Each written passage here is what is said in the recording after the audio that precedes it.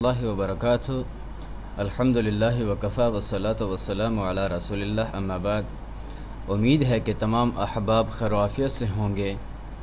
ہم المکتبۃ الشاملہ کے اندر سرچ کا طریقہ سیکھ رہے تھے۔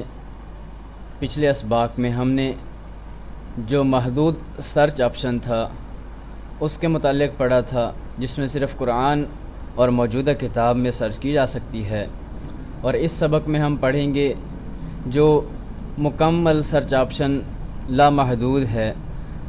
بحث کے نام سے آپ دیکھیں، یہ سامنے جو میرا کرسر جس پر پڑا ہوا ہے، جس نشان پر، یہ دوربین کا نشان ہے، اس کے نیچے لکھا ہوا ہے بحث یعنی سرچ۔ تو یہ پورے مکتبۃ الشاملہ کے لیے ہے۔ آج ہم اس کے بارے میں جانیں گے۔ ہم نے اس کے اوپر کلک کرنا ہے۔ کلک کرنے کے بعد آپ دیکھیں گے کہ یہ ایک ڈبہ نما فولڈر کھل جائے گا۔ اس میں مختلف آپشن ہیں۔ اس میں سب سے پہلے لکھا ہوا ہے بحث فی، کہ آپ جو بحث کرنا چاہتے ہیں یا جو سرچ کرنا چاہتے ہیں وہ کس چیز میں کرنا چاہتے ہیں۔ النصوص، العناوین، عناوین، التعلیقات۔ نص کسے کہتے ہیں؟ نص کہتے ہیں، یا آپ دیکھ رہے ہیں اس وقت میرے سامنے یہ عنوان ہے، یہ سارا عنوان ہے باب بدء الاذان، اور دوسرے نمبر پر یہ نیچے جو ہے اسے تعلیق کہتے ہیں۔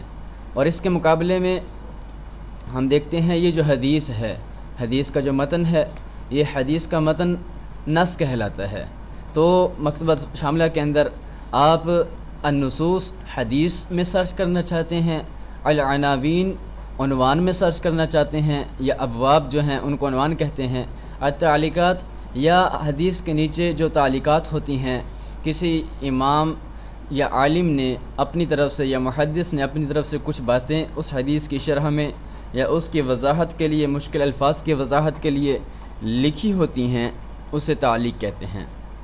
اس کے بعد یہ اگلے صفحے پہ چلے جائیں، اس سے آگے چلے جائیں، آپ دیکھ رہے ہیں ایک آپشن یہ ہے، ایک یہ ڈبہ ہے، اس میں لکھا ہوا ہے بحث عن اسم کتاب فی المجموعۃ الحالیہ، کہ اس وقت آپ نے جس مجموعے پر یا جس کھڑکی پر نشان رکھا ہے، مثلا ہم نے یہاں پر رکھا ہوا ہے، اس کے اندر مختلف کتابیں ہیں، تو اس کے اندر آپ کسی کتاب کا نام لکھیں، اس پہ کلک کریں تو وہ فوراً اس کتاب کو کھول کے آپ کے سامنے وہ کتاب آ جائے گی، آپ وہاں سے وہ کتاب کھول سکتے ہیں۔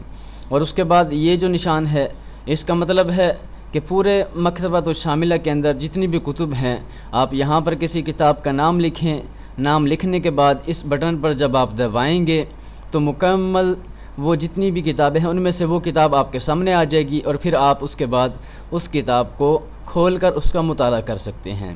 اس کے بعد یہ آپشن ہے، اس کے نیچے لکھا ہوا بطاقۃ الکتاب۔ اس کا مطلب آپ کتاب کے متعلق جو کتاب آپ کھولنا چاہتے ہیں اس کے متعلق آپ کو معلومات دے گا۔ جب آپ کسی کتاب کے اوپر رکھ کر اس پر دبائیں گے تو آپ کے سامنے یہ کھل جائے گا، آپ دیکھیں گے اس کتاب کے متعلق، اس کتاب کا نام، مؤلف کا نام، مصدر الکتاب کس مکتبے سے چھپی ہے، اور اس کے بارے میں مکمل بطاقہ عن الکتاب، عن مؤلف، کتاب کے بارے میں، مؤلف کے بارے میں آپ کے سامنے مکمل تعارف کھل جائے گا۔ تو وہ اس بٹن کے ساتھ ہوتا ہے۔ اس کے بعد اس چیز کی باری آتی ہے حفظ مجالات البحث واسترجاعها۔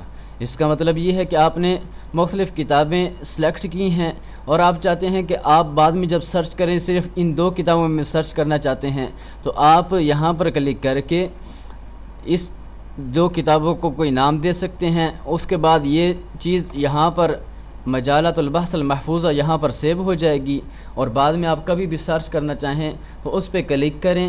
کلک کرنے کے بعد آپ سرچ کریں، تو اس طرح آپ ان دو کتابوں میں کبھی بھی سرچ کر سکتے ہیں۔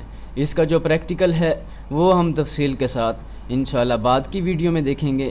فی الحال صرف تعارف ہی۔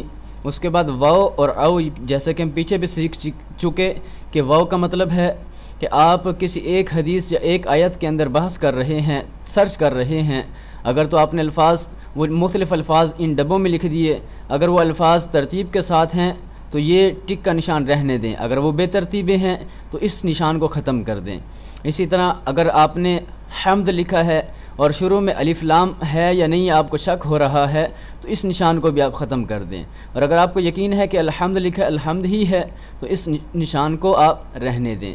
اور اس کے بعد او کا نمبر آتا ہے، اس کا مطلب کہ اس کتاب کے اندر کسی بھی حدیث یا کسی بھی صورت کے اندر یا کسی بھی صفحے پر وہ دلیل ہے تو آپ وہ مکمل ان کے الفاظ کچھ الفاظ یہاں پر لکھیں گے، اور اس کے بعد آپ اس بٹن پر کلک کریں گے تنفیذ البحث کہ بحث کرو، شروع کرو، سرچ شروع کرو، تو وہ سرچ شروع ہو جائے گی۔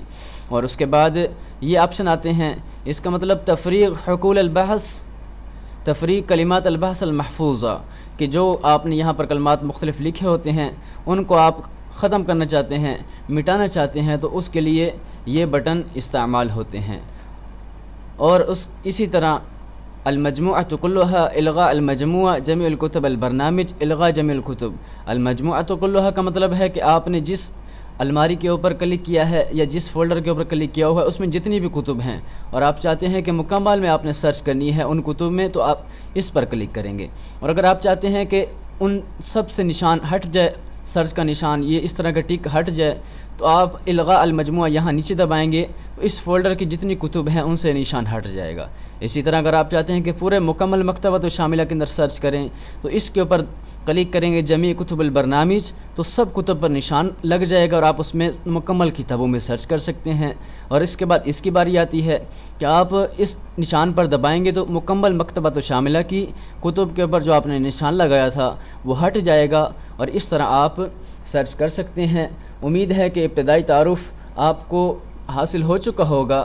اگر آپ مزید ہم اگلے سبق کے اندر پڑھیں گے، آپ کو مزید اس بارے میں کوئی مشکلات ہوں تو آپ میرے ان اکاؤنٹس پر مجھ سے رابطہ کر سکتے ہیں۔ اس کے ساتھ ساتھ آپ میرے یوٹیوب چینل کو بھی سبسکرائب کریں، اور مزید جتنی بھی نئی ویڈیوز آئیں تو آپ ان سے مستفید ہو سکیں۔